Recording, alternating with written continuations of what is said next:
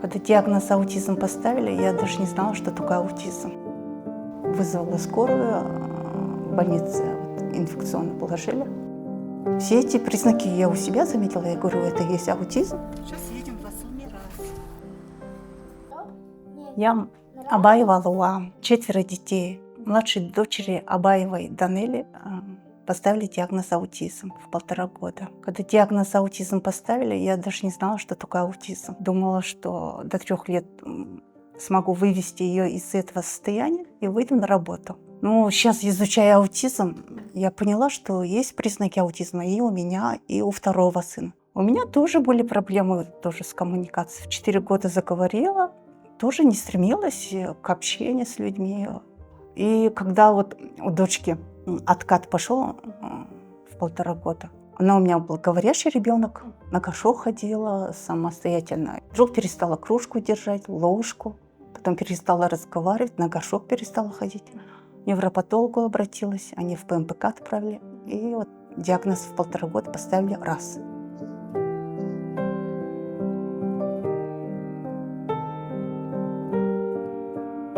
В Асл-Мирас в Гугле нашла, да. Начала читать, что такое аутизм. И вышла вот Асл-Мирас. Пригласили на диагностику, и еще через неделю уже начались занятия. Это было в 2019 году, в октябре. Да, в 2023 году, в ноябре, мы проходили уже 2-ю поддержку. На 3-й встрече у меня даже улучшения пошли. И что-то во мне, наверное, изменилось, психосоматика или что. Вот. Мы должны, мамы, сами в первую очередь измениться. Мы хотим, вот, чтобы помочь ребенку, помогая себе, и ребенок как бы в одной лодке же. Меняясь мы, и меняется ребенок. Это не болезнь, это состояние, нейроотличие. И я ее понимаю, ее состояние. У меня тоже вот от большого скопления людей тоже стресс бывает. Они как бы телепаты, что ли, дети аутисты. Они прям чувствуют состояние другого человека. И я заметила, если я в плохом настроении, она рядом со мной не сядет. Год назад я даже не мечтала, что мы попадем в обычную школу, что нас направят в обычную.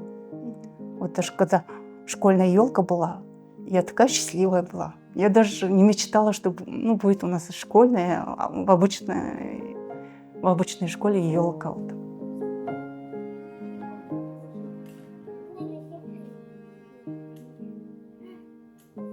Мектептің ұжымы да осындай балалармен жұмыс жасауға тәжірибелері мол. Және біз ол балаларды белгілі бір ерекше бала деп қабылдамаймыз. Ол да өзіміз сияқты, қатарлы бала сияқты.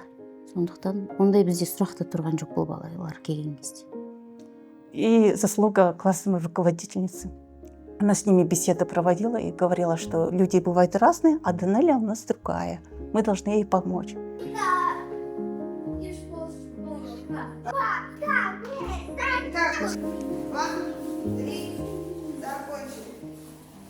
В начале учебного года с детьми был проведен очень важный разговор о том, что все люди разные, но все мы люди. Я объяснила детям, что не все понимают так, как они. Кому-то очень сложно понять, кому-то очень сложно найти контакт, найти общий язык. Объяснила деткам, что Данеля у нас особенная, что к ней нужно относиться так же, как и всем, что она также хочет дружить, что она также хочет учиться, что она имеет право на это, что мы одна большая семья, одна большая команда, и ко всем нужно относиться с добром и с пониманием.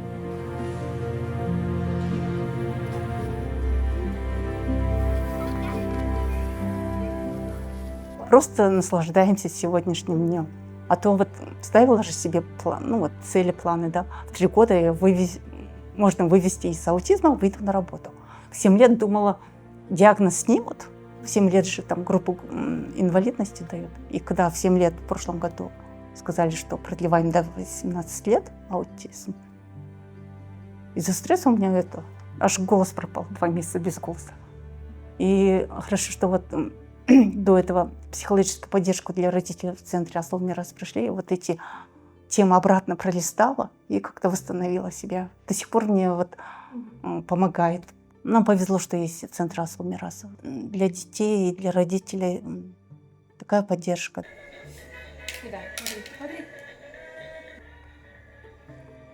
Мамам хочу сказать, аутизм — это не приговор. С аутизмом можно жить, научиться жить, радоваться жизни. Мы не можем ситуацию изменить, но отношение, вот, восприятие и принятие — это очень влияет. Если примете диагноз, вам будет легче вот с ребенком.